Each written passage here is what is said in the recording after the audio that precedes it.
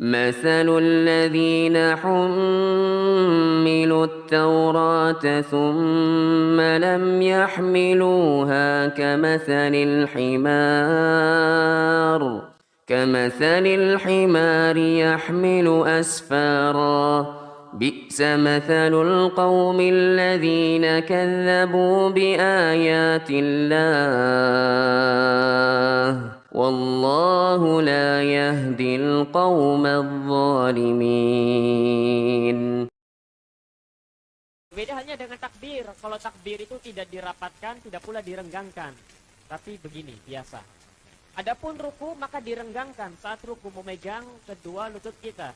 Adapun nanti sujud, tatkala sujud tangan itu dirapatkan, semuanya jari-jarinya menghadap ke arah kiblat, begitu nanti ketika sujud.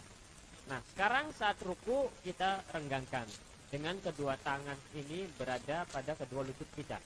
Wa yatma'innu ini adalah doa yang diucapkan dalam ruku. Teman pilih Allah, pembahasan kita terkait dengan tinggi sholat ini, karena pertemuan kita tidak banyak, hanya sebulan sekali, terfokus kepada gerakan-gerakan yang zahir yang nampak. Yang nampak, sebenarnya pembahasan sholat sangat banyak sekali, dan buku-buku yang membahas tentang ini sangat tebal-tebal sekali. Di sana ada pembahasan terkait dengan khusus sifat sholat Nabi, itu sampai 1 jilid tebal. Asy-Syaikh Al-Albani punya asal sifat sholat Nabi, membahas tentang tata cara sifat sholat Nabi. Itu sampai kadang 2 jilid, sampai kalau digabungkan menjadi 1 jilid setebal 1000 sekian halaman. Itu Asy-Syaikh Al-Albani, bagaimana dengan kitab-kitab yang lain? Di sana ada, saya pernah membaca salah satu kitab yang sangat indah sekali, judulnya Ahkamul Sholat. Itu terbaru ini sampai 4 jilid, khusus membahas tentang masalah sholat, terkhusus terkait dengan tata cara sifat sholat Nabi, 4 jilid. Maka sebenarnya pembahasan tentang sholat ini adalah pembahasan yang sangat banyak dan panjang. Nah, apa yang kita bahas di majelis ini umumnya banyaknya membahas tentang masalah-masalah yang nampak saja, yang zahir, yaitu berupa gerakan. Itu yang kita tekankan. Adapun pembahasan tentang doa dan lain sebagainya itu tidak kita tekankan, sehingga mungkin ada beberapa saja ini bacaan di antaranya, sehingga kita tidak lama-lama untuk membahas tentang masalah bacaan.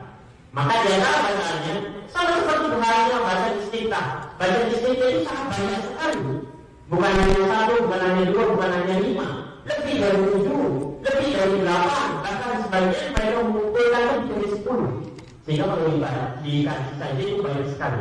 Begitu juga dengan bacaan ruku yang disebutkan di sini hanya 2, padahal di sana banyak doa yang lain yang belum disebutkan, sehingga kita cukupkan dengan 1 atau 2 bacaan, sehingga itu bisa menjadi bekal sholat kita. Hanya saja yang kita menjadi positif pembahasan kita adalah apa gerakan yang nampak. Baik, di antara doa yang disebutkan di sini pertama Subhanallah wa bihamdihi, kemudian Subhanallahumma rabbana wa bihamdika Allahumma ighfirli. Itu yang disebutkan oleh Syekh sedikit sekali. Maka kalau itu kita mengetahui bagaimana cara ruku yang disebutkan oleh Syekh Bima. Pertama, ketika benar, sekarang menentukan hukum asalnya bagaimana?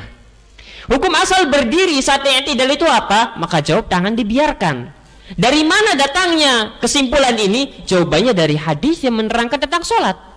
Rasulullah SAW itu digambarkan kana idza qama fi sholati i'tadala qa'iman. Kalimat i'tadala qa'iman sama persis dengan kalimat yang digunakan saat i'tidal. Hatta ta'tadila qa'iman.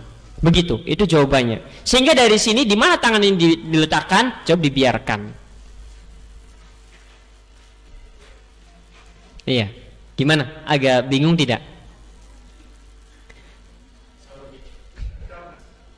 Jadi begitu para fuqaha ketika beristimbat ini harus mengerti ini, karena kita ya harus mengerti yang namanya berdalil itu begitu. Itu saya baru menjelaskan secara umum, kita tidak menjelaskan dari sisi usul fikih. Nanti di sana Asy-Syaikh Al-Albani kenapa menyimpulkan bahwa tidak adanya hadis, karena bagi Asy-Syaikh Al-Albani hadis-hadis tentang sholat, tentang gerakan i'tidal ini namanya disebutnya hayatun khosoh. I'tidal ini, berdiri i'tidal ini merupakan gerakan yang khusus. Yang namanya gerakan yang khusus mesti ada dalil yang khusus yang menjelaskan tentang bagaimana kaifiat tangan. Adapun dalil yang dibawakan oleh Syekh bin Baz dan Syekh Muhammad bin Shalih Al-Utsaimin, dalilnya sifatnya umum. Karena sangat umum sekali di dalam sholat tangan bersedekap, tidak dijelaskan di mana diletakkannya. Dan sebenarnya sudah difahami bahwa namanya bersedekap itu ya setelah takbiratul ihram, bukan setelah ruku. Begitu, ini namanya umum. Sehingga menurut Asy-Syaikh Al-Albani, karena namanya i'tidal ini adalah hay'atun khassah, maka tidak bisa kemudian dikhususkan dengan hadis yang sifatnya umum, bahkan sangat umum. Adapun Syekh bin Baz berpandangan bahwa namanya hadis ini sifatnya umum. Karena pembahasan ini bukan pembahasan mutlak muqayyad, tapi am dan khas. Itu dari sisi usul fikih. Maka itu yang pertama. Kemudian dari sisi qawaid usul, Asy-Syaikh Al-Albani mengatakan bahwa namanya hadis yang umum itu tidak bisa untuk beristidlal, tidak bisa berdalil dengan hadis yang umum. Tidak bisa. Adapun Asy-Syaikh bin Baz dan Asy-Syaikh Muhammad bin Shalih Al-Utsaimin mengatakan bahwasanya dalam pembahasan ini kembali ke hukum asal. Kembali ke hukum asal. Karena yang namanya berdiri dalam salat itu ada dua, saat setelah takbiratul ihram dan saat i'tidal, maka ketika untuk menentukan gerakan i'tidal kembali ke hukum asal. Apa hukum asalnya? Berdiri sebelumnya. Apa itu? Tangan bersedekap. Muncul pertanyaan, kenapa hukum asal kembalinya setelah takbiratul ihram bukan sebelum takbiratul ihram? Itu pertanyaan. Loh, kenapa muncul pertanyaan itu? Muncul lagi pertanyaan lagi. Jawabannya karena lafaz teks hadis tentang i'tidal sama persis teksnya dengan seseorang itu ketika hendak sholat. Teksnya sama. Sehingga dari sini wallahu taala alam bisawab, ana pribadi lebih menguatkan pendapat Asy-Syaikh Al-Albani bahwa yang namanya tangan itu saat i'tidal dibiarkan.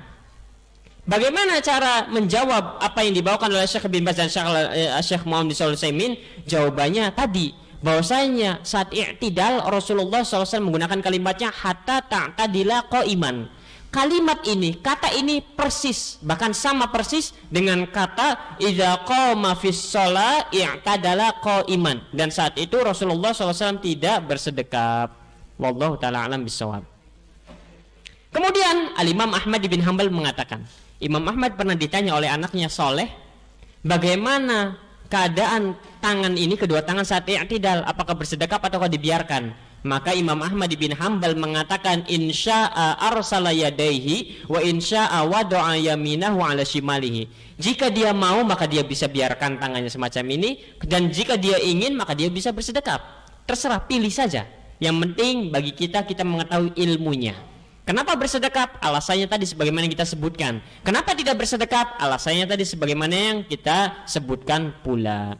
Kemudian Al-Imam Ahmad bin Hanbal mengatakan, arju an la yudayyiqa dzalik. Aku harap jangan terlalu mempermasalahkan hal ini. Jadi kalau melihat kawan kita bersedekap jangan terlalu dipermasalahkan. Atau kita bersedekap melihat kawan kita dibiarkan, jangan terlalu dipermasalahkan. Jangan mengatakan kamu ini gimana malah bersedekap. Kata Asy-Syaikh Al-Albani bid'atun dolalatun finnar. Hati-hati. Maka tidak perlu dipermasalahkan. Kenapa? Yang terpenting bagi kita apakah kita bersedekap ataukah tidak, kita tahu ilmunya. Ketika bersedekap kita tahu ilmunya. Ada dua hadis, Wa'il bin Hujr dan Sahli bin Sa'ad. Bagaimana cara pendalilannya? Bahwa yang namanya berdiri dalam sholat itu ada dua, berdiri sebelum ruku dan berdiri setelah ruku. Kalau misalkan berdiri sebelum ruku bersedekap, kenapa saat i'tidal dibiarkan? Harusnya sama, karena sama-sama berdiri. Itu cara berdalilnya.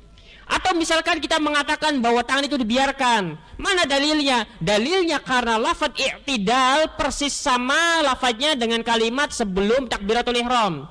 Kalimat i'tidal hatta ta'tadila qa'iman, sampai berdiri tegak, ta'tadila qa'iman. Ini persis sama ketika disebutkan bahwa Rasulullah SAW qama fi shalah i'tadala qa'iman. Ketika Rasulullah hendak sholat, beliau berdiri dengan tegak. Berdirinya Rasulullah SAW sebelum takbiratul ihram, bagaimana kedua tangannya? Jawab dibiarkan. Maka saya pun membiarkannya karena lafadznya sama. Ta'tadila qa'iman, i'tadala qa'iman, sama persis. Maka saya biarkan. Yang penting alasannya tahu dan difahami. Ini yang menjadi titik apa yang kita ingin sampaikan. Wallahu taala alam bissawab. Baik. Ada yang tanyakan tidak seputar masalah ini, ruku dan i'tidal? Tafadhal barangkali ada yang ingin bertanya. Satu saja kita bahas. Jadi supaya nanti agak pusingnya di masalah ini. Kalau kita langsung ke sujud, nanti di sana ada pembahasan. Ruku lutut dulu apa kedua tangan dulu? Begitu. Atau kepala dulu, jangan-jangan. Lutut kedua dan seterusnya. Baik. Tafadhal barangkali ada yang ingin bertanya. Posisi kaki sebagaimana berdiri, saat berdiri. Jadi saat berdiri kita segitu, maka ruku pun segitu. Begitu. Enggak ada. Jadi sama seperti berdirinya kita. Tidak terlalu lebar dan tidak terlalu dempet. Jadi seukuran pundak kita saja begitu. Begitu berdiri ukuran kaki ini. Jadi yang namanya kaki tidak berubah. Karena berubah gerakan itu hanya punggung, kepala dan kedua tangan. Jadi kaki tidak dilebarkan, kaki tidak dirapatkan. Kaki tetap, jangan berubah. Kemudian baru tangan dan seterusnya. Begitu itu cara ruku.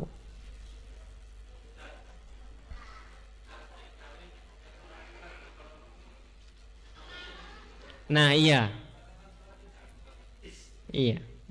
Ya itu, maka ini diantara kekeliruan. Soalnya tidak batal, hanya saja keliru dia.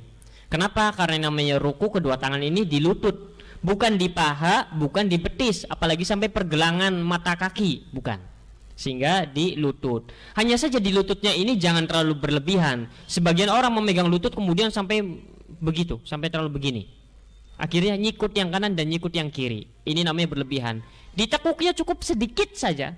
Cukupnya tekuk sedikit, tidak lurus begini dan tidak juga terlalu begitu, cukup sedikit saja.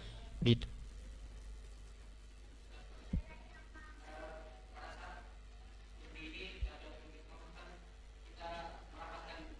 Iya. Iya.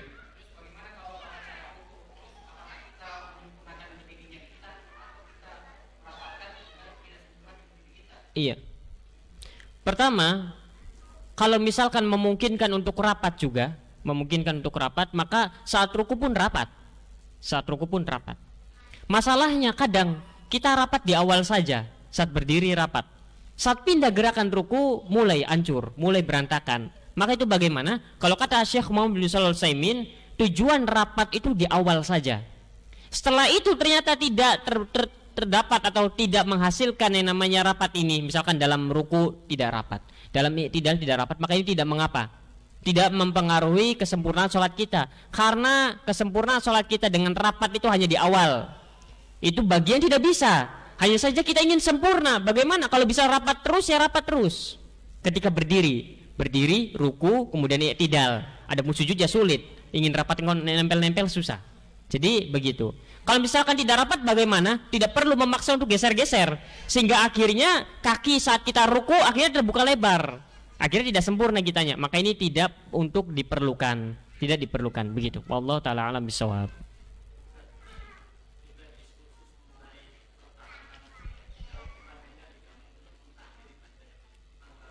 Iya. Iya.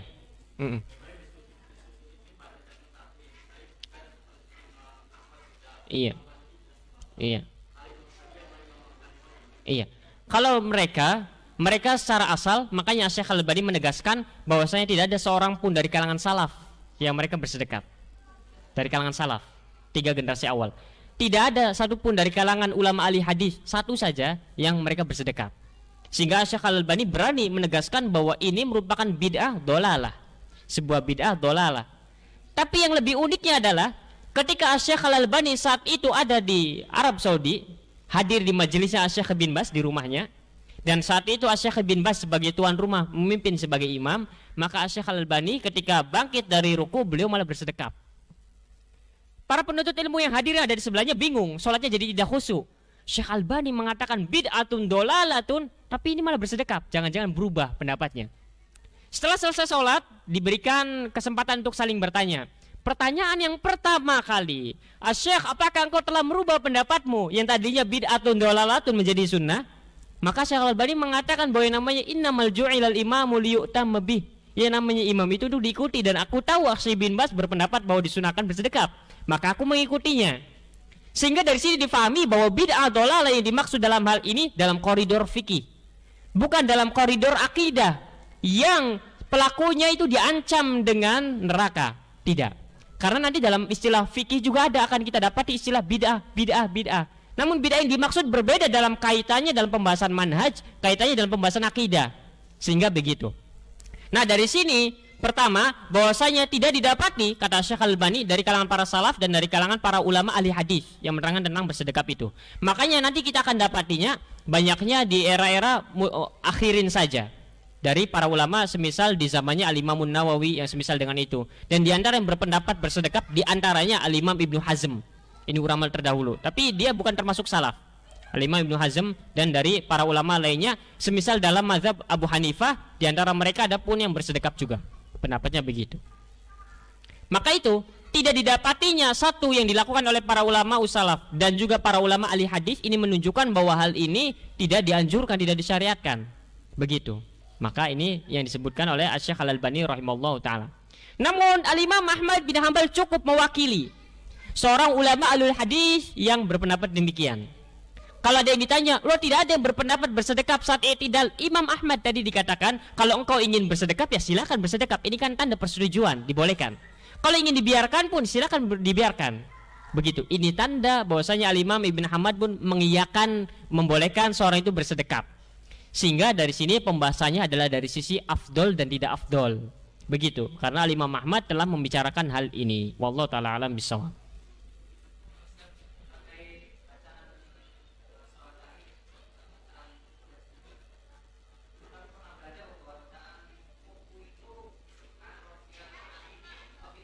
Iya.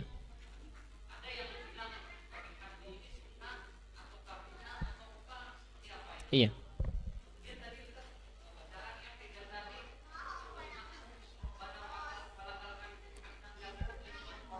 Iya. Iya. Iya. Nah, tadi kita ingatkan di awal makanya. Fokus kita hanya pada gerakan. Makanya kan ini namanya bersedekap, ini namanya gerakan yang terlihat. Adapun bacaan, kita memang tidak fokuskan pembahasan pada bacaan. Karena pertama, yang namanya bacaan, kalau kita tidak memegang buku, maka kita akan sulit kebingungan. Bacanya bagaimana? Maka dari itu kita tidak fokuskan pada bacaan. Adapun yang tadi disampaikan pertama tentang bacaan ruku dan sujud. Tambahan wa bihamdi ini memang diperselisihkan oleh para ulama dari sisi keabsahan hadisnya. Sebagian ahli hadis mereka menghasankan atau mensahkan hadis ini sehingga boleh bagi seorang untuk subhana rabbiyal azim wa bihamdi, dan sebagian lagi melemahkan hadis ini, melemahkan tambahan wa bihamdi ini. Adapun yang dikatakan subhana rabbiyal azim wa bihamdi itu berarti para ulama ini mensahkan hadis ini. Jadi ada pada wa bihamdinya ini. Ini yang diperselisihkan oleh para ulama antara lemah dan sahihnya, begitu. Hanya saja kalau seorang ingin subhana rabbiyal azim wa bihamdi tidak mengapa. Karena sebagian ulama ada yang mensahkannya. Kalau tidak salah ingat Asy-Syaikh Al-Albani itu menghasankan, kalau tidak salah ingat wa bihamdi ini, tambahan wa bihamdi. Meskipun para ulama ahli hadis yang lain melemahkan hadis ini, tambahan wa bihamdinya. Sehingga subhana rabbiyal azim ini sepakat sahih. Adapun tambahan wa bihamdi ini diperselisihkan. Bagi orang yang melemahkan, maka tambahan wa bihamdi ini tidak disyariatkan. Sehingga kalau ada seorang yang mengucapkan subhana rabbiyal azim wa bihamdi dengan keyakinan bahwa bacaan ini merupakan bacaan yang dianjurkan, maka bagi orang yang melemahkan hadis ini, maka dia bisa terjatuh ke dalam kebid'ahan, bisa. Adapun kalau misalkan seorang berpendapat, berpandangan bahwa bihamdi ini lemah, namun dia tidak berkeyakinan demikian, dia ingin baca subhana rabbiyal azim wa bihamdi dengan tanpa ada keyakinan apapun bahwa ini merupakan sunnah, maka tidak mengapa. Maka tidak mengapa, karena yang menentukan utama itu menentukan adalah niatnya dulu, keyakinannya dulu, pengkhususannya dulu. Keyakinan ini utama, ini tidak utama, itu yang menjadi penentu apakah seorang terjatuh ke dalam kebid'ahan atau tidak. Jadi yang pertama, bahwa tambahan wa bihamdi ini memang diperselisihkan oleh para ulama ahli hadis. Secara asal kalau kita membacanya bagaimana, tidak mengapa. Tidak mengapa, ada saja ini perlu untuk dikaji dari sisi ilmu riwayat dan dirayah dalam ilmu hadis. Kemudian yang kedua, tentang bacaan i'tidal. Tentang baca dalam i'tidal ini banyak juga. Di antaranya Rabbana walakal hamd dengan berbagai variannya. Rabbana walakal hamd saja banyak variannya. Ada Rabbana lakal hamd, ada Rabbana walakal hamd dan lain sebagainya dengan berbagai macam variannya. Itu yang pertama. Kemudian bacaan yang kedua sebagaimana yang sering kita baca, bacaan itu sudah benar. Adapun ini di antara bacaan yang disampaikan oleh Syekh bin Baz, Rabbana walakal hamd, bacaan sendiri. Hamdan katsiran thayyiban mubarakan fi, bacaan sendiri di dalam hadis yang lain. Kemudian mil as-samawati wa mil al-ardi dan seterusnya, itu bacaan sendiri. Sehingga apa yang kita baca dalam sholat kita, yang kita pelajari itu sudah benar, bahwa itu merupakan salah satu bacaan i'tidal. Tinggal kita sempurnakan saja, tinggal kita sempurnakan dengan gerakan dan pengetahuan bacaan yang lainnya. Maka dari sini untuk bacaan, karena ini mudah didapatkan, maka silakan membaca seperti buku Hisnul Muslim, atau seperti membaca juga buku doa zikir pagi dan petang, atau doa dan zikir. Doa dan wirid biasanya akan dibahas di situ. Itu untuk memperluas masalah. Karena kita tidak menekankan pembahasan pada bacaan, karena memang sebenarnya ada beberapa pembahasan di sini. Sama seperti kalimat ini, Rabbana walakal hamdu hamdan katsiran thayyiban mubarakan fi. Di antara kita membaca mil'us samawati, mil'u dengan dhamma. Di antara kita membaca mil'as samawati dengan fathah. Maka ini ada pembahasan. Hanya saja kedua bacaan ini benar. Boleh dibaca mil'a, boleh dibaca mil'u. Wallahu ta'ala alam bissawab. Sehingga apa yang kita baca itu sudah tepat, sudah benar. Wallahu ta'ala alam. Iya.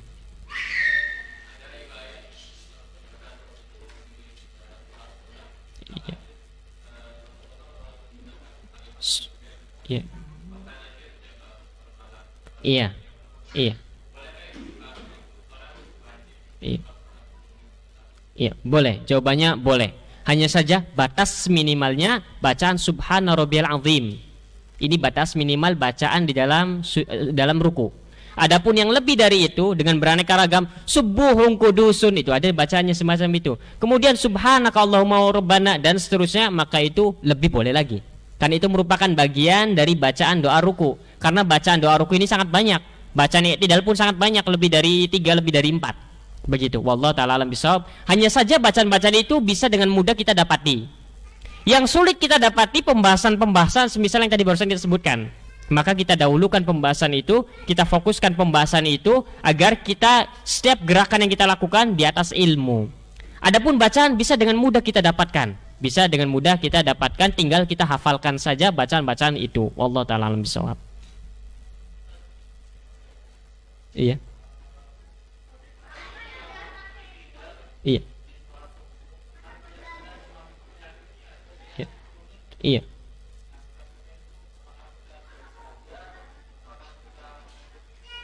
Iya. Iya. Itu ada perbincangan perselisihan di kalangan para ulama. Hanya saja sebenarnya saya sudah mengkiaskan, tinggal diambil pelajarannya dari kisah Asy-Syaikh Al-Albani dan Asy-Syaikh bin Baz. Asy-Syaikh Al-Albani berpandangan bahwa bersedekap itu hukumnya apa? Bid'ah dolalah. Ingat ada kalimat dolalah di sini, sehingga bid'ah ini bukan bid'ah sembarangan, tapi bid'ah dolalah. Bersamaan dengan itu pada prakteknya Asy-Syaikh Al-Albani bersedekap atau tidak ketika sholat di belakang Asy-Syaikh bin Baz? Jawabannya bersedekap. Muncul pertanyaan, kenapa katanya bid'ah dolalah tapi bersedekap? Maka kata Asy-Syaikh Al-Albani, innama ju'ilal imamu liyu'tamma bih. Imam itu dijadikan untuk diikuti. Maka aku mengikuti Asy-Syaikh bin Baz dan aku tahu bahwa Asy-Syaikh bin Baz bersedekap. Secara asal begitu pula dengan permasalahan lainnya. Dalam masalah kunut contohnya. Permasalahannya perselisihan kunut ini, apakah ini merupakan perselisihan yang memang terjadi di era salaf ataukah tidak? Kalau perselisihan ini terjadi di era salaf, maka harus berlapang dada karena terjadi di era salaf. Ataukah perselisihan ini terjadi setelah eranya salaf? Kalau perselisihan ini terjadi setelah eranya salaf, maka kita harus berpegang kepada apa yang dilakukan oleh para salaf. Contohnya talafud biniyat. Talafud biniyat ini perselisihan para ulama. Jumhur fuqaha diantaranya mazhab Hanabila dan mazhab Syafi'iyah, mereka berpendapat disunahkannya, dianjurkannya untuk bertalafud biniyat. Mazhab Malikiyah mengatakan makruh. Mazhab Abu Hanifah mengatakan tidak disyariatkan. Nah, sekarang muncul pertanyaan, apakah perselisihan ini terjadi di era salaf? Jawabannya tidak. Itu muncul setelah era salaf. Maka kalau begitu kita ikuti apa yang dilakukan oleh para ulama salaf, dan mereka tidak membahas tentang masalah itu, dan ini menunjukkan bahwa masalah itu tidak disyariatkan, tidak dianjurkan. Nah, sekarang muncul permasalahan kunut. Apakah masalah kunut ini terjadi perselisihannya di era salaf atau tidak? Kalau terjadi, maka kita saling berlapang dada. Kalau berlapang dada, apabila seorang itu melakukannya dan menjadi imam, maka yang afdol bagi kita adalah mengikutinya juga, mengangkat tangan dan mengamininya, sebagaimana yang dilakukan oleh Syekh Al-Albani. Kalau kita perhatikan seluruh argumentasi ini, di antara pendapat yang mengatakan bid'ahnya kunut hanya sekedar bid'ah saja, tidak ada tambahan dolalah. Tapi Syekh Al-Albani ini dalam masalah bersedekap ini sampai mengatakan bid'atun dolalatun. Hadis yang dikeluarkan oleh Imam Abu Daud, An-Nasai, At-Tirmidzi, ketika ada seorang tabi'in bertanya kepada ayahnya tentang apakah engkau sholat di belakang Rasulullah, Abu Bakar, Umar, Utsman, Ali, apakah mereka kunut? Kemudian mengatakan aibunai muhdats. Di dalam riwayat yang lain aibunai bid'atun, titik, tidak ada dolalahnya. Sehingga kalau dari sini melihat dalam permasalahan ini, Imam mengimani dengan kunut.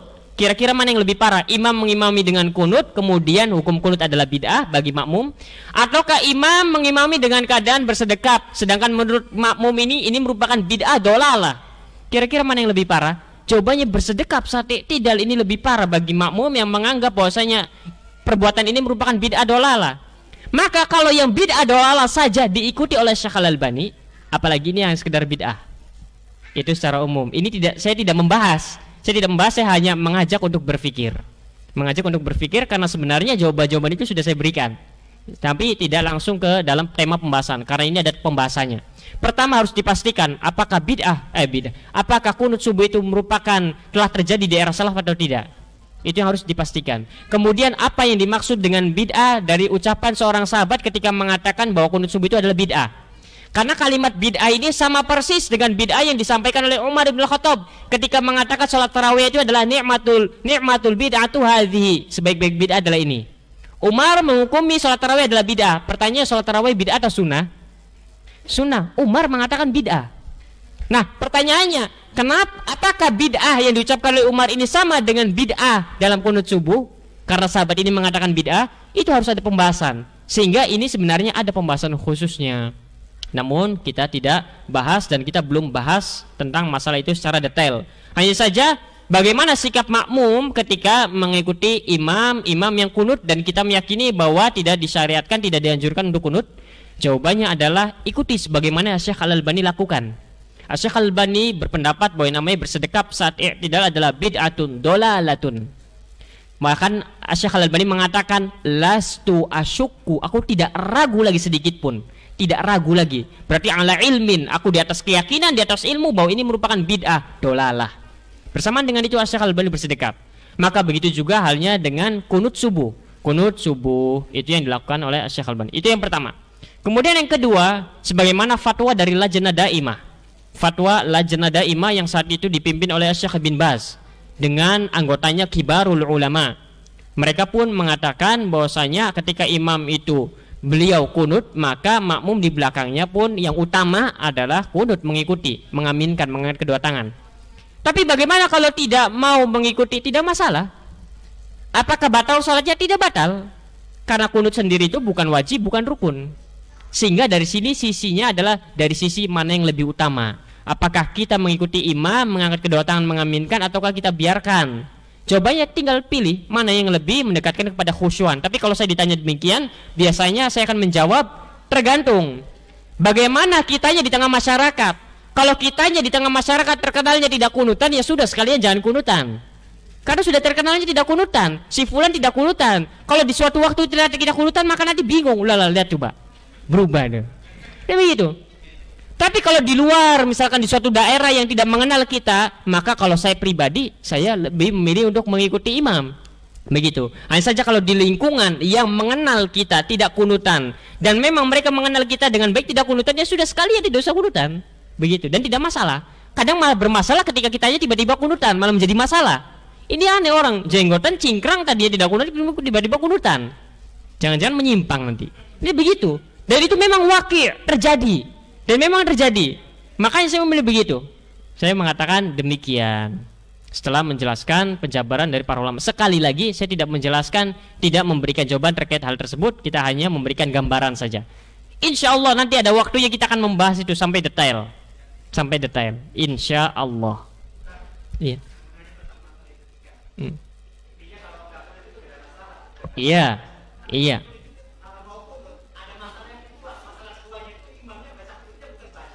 Iya. Iya. Iya. Iya. Iya. Iya. Ya itu kadang begitu. Orang yang kekunutannya sendiri pun mereka tidak mengilmui tentang kunut itu sendiri. Tentang bacaannya pertama. Tentang kedua, berhenti pada sebagian doa. Tentang bagaimana bentuk mengangkat tangannya. Kadang itu permasalahannya sudah mengatakan bahwa kunut ini adalah sunnah, tapi mereka sendiri tidak mengilmi tentang perkara-perkara tersebut. Begitu. Sehingga bermasalah lagi jadinya. Kunut sambil begini-begini misalkan. Ya memang ada sebagian tempat begitu. Gitu. Iya. Ada sebagian doa yang mestinya tidak diaminkan. Ada sebagian doa dalam ilmunya itu ada sebagian doa yang mestinya tidak diaminkan, ini malah diaminkan, sehingga bermasalah. Jadi begitu. Wallahu taala alam bisawab.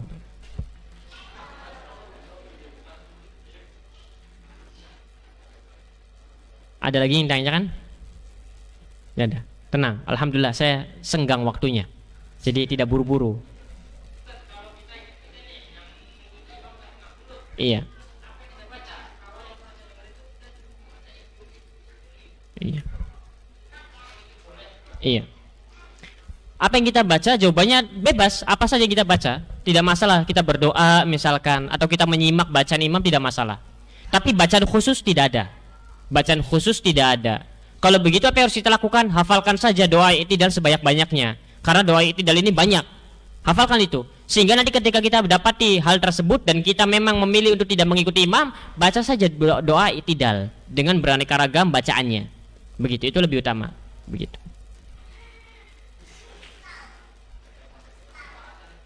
Iya. Tafadhol, barangkali ada yang ingin tanyakan dari masalah i'tidal sampai sebelumnya, jangan setelahnya. Kalau yang setelahnya nanti insya Allah akan kita bahas, tapi sebelumnya. Semisal mengangkat kedua tangan, bersedekap. Kayak misalkan bersedekap, yang namanya bersedekap itu bukan begini. Kadang ada yang bersedekap begini. Maka ini cara bersedekap yang keliru. Bersedekap itu telapak tangan berada di punggung. Yang namanya telapak tangan berada di punggung, maka jari jemari ini sebagiannya di pergelangan, sebagiannya lagi di bagian sebelah sini. Ini namanya bersedekap. Jadi bukan begini. Sebagian orang bersedekap begini. Ini keliru. Iya. Iya. Iya.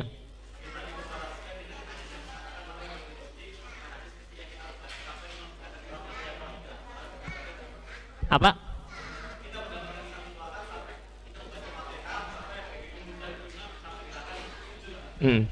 Iya. Itu beda permasalahan. Beda permasalahan. Karena dia sudah mengikuti dari awal. Sudah mengikuti dari awal. Karena dia sudah mengikuti dari awal, maka dia mendapatkan rukhsah. Mendapatkan rukhsah untuk bisa meskipun tertinggal dia mengejar. Tapi karena ini tidak mengikuti dari awal, sudah pada rukun yang baru, maka dia hanya mendapatkan apa yang ini saja, tidak dihitung dari awal. Kalau yang itu dihitung dia dari awal karena mengikuti dari awal. Karena kalimat masbuk ini tadi ada beberapa definisinya. Masbuk yang dalam pembahasan Al-Fatihah itu berbeda dengan masbuk yang misalkan orang tiba-tiba masuk ke dalam ruku, itu beda. Sehingga dari sini harus difahami. Masbuk dalam bacaan Al-Fatihah ini dia mengikuti dari awal semua.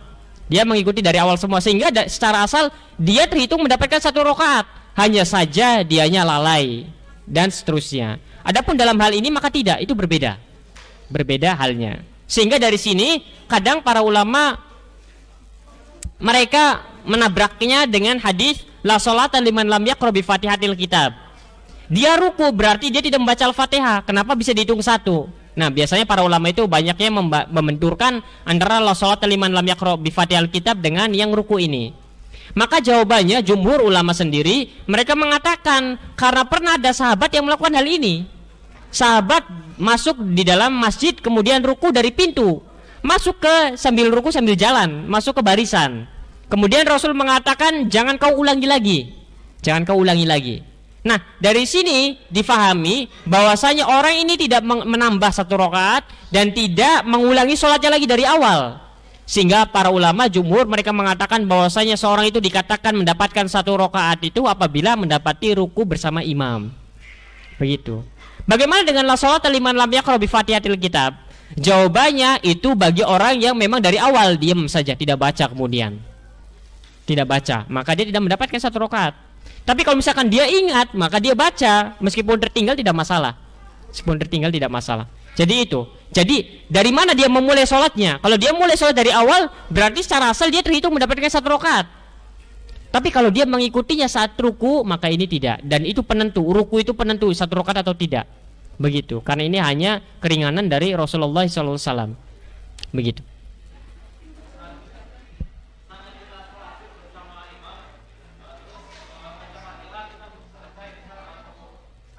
Iya. Iya. Iya. Iya. Sempurnakan satu ayat, kemudian baru kita ikuti. Iya, satu ayatnya saja. Misalkan begini, kita baru mengucapkan alhamdu, imam sudah ruku. Alhamdu kan belum sempurna pada satu ayat. Selesaikan dulu satu ayat ini, alhamdulillahirabbil alamin, kemudian baru ikut ruku. Bagaimana sisa al-fatihahnya? Maka tidak mengapa. Tidak mengapa dimaafkan. Iya. Iya. Iya, itu tidak mengapa. Itu tidak mengapa. Atau yang kedua, kalau kita membaca Al-Fatihah hingga selesai, tapi kita bisa yakin mendapatkan ruku bersama imam, maka baca sampai selesai. Tapi kalau tidak tahu, kalau tidak mungkin mendapatkan ruku bareng imam, maka selesaikan satu ayat, kemudian ikut ruku. Karena di sini ada 3 perincian yang pernah kita bahas. Ada 3 perincian, tapi itu mudahnya. Kalau tambah yang ketiga dan keempat nanti bingung. Sudah, ini saja pegang. Pertama, kalau tidak mungkin, kalau kita misalkan baca sampai selesai, imamnya keburu bangkit, maka langsung ikut saja. Alhamdulillahirabbil alamin. Imam sudah ruku, kita ikut ruku. Meskipun tidak sempurna, iya. Tapi kalau misalkan alhamdulillahirabbil alamin, kita tahu imam ini kalau ruku lama, baca saja dulu Al-Fatihah sampai selesai, kemudian baru ruku. Karena kita yakin kita mendapatkan rukunya imam. Begitu, supaya mudah. Jadi begitu. Jadi tidak mengapa membaca Al-Fatihah tidak sampai selesai, tidak mengapa. Yang penting tidak disengaja. Kalau disengaja ini yang bermasalah. Kalau yang disengaja ini yang bermasalah, dan ini yang sangat fatal akibatnya nanti. Iya. Iya. Tidak mengapa kita ruku kemudian kita mengejar i'tidal. Enggak mengapa. Iya, ini kayaknya lama nih rukunya nih. Iya. Dia i'tidal. Iya, enggak apa-apa. Sah. Iya, dan boleh. Enggak mengapa. Namanya manusia kadang mempertimbangkan salah, wajar. Iya, itu tidak mengapa. Makanya cari aman ketika misalkan dibaca baru sampai tengah, baru nyampe tengah imamnya ruku, ya sudah ikut saja ruku. Ikut saja ruku karena lebih aman. Tapi yang penting ini, jangan disengaja. Jangan disengaja. Kita membaca Al-Fatihahnya disengaja begitu, maka ini jangan. Karena ini yang nanti akan berbahaya, akan merusak sholat kita. Yang akan merusak sholat kita. Tapi kalau tidak disengaja, Allahu Akbar, alhamdulillahirabbil alamin, Allahu Akbar, baru alhamdulillahirabbil alamin. Maka bagaimana? Langsung saja ikut ruku. Begitu. Itu lebih selamat, lebih aman.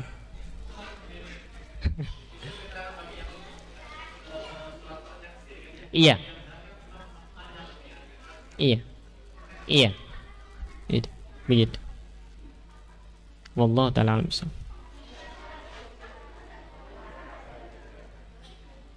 Ada yang ditanyakan lagi? Tawadal. Baik, kita tutup dulu. Barangkali nanti ada yang ingin bertanya di luar majelis, maka dipersilakan. Subhanaka Allahumma wa bihamdika asyhadu an la ilaha illa anta astaghfiruka wa atubu ilaik. Wa sallallahu ala nabiyina Muhammad wa akhiru da'wana alhamdulillahirabbil alamin. Assalamualaikum warahmatullahi wabarakatuh.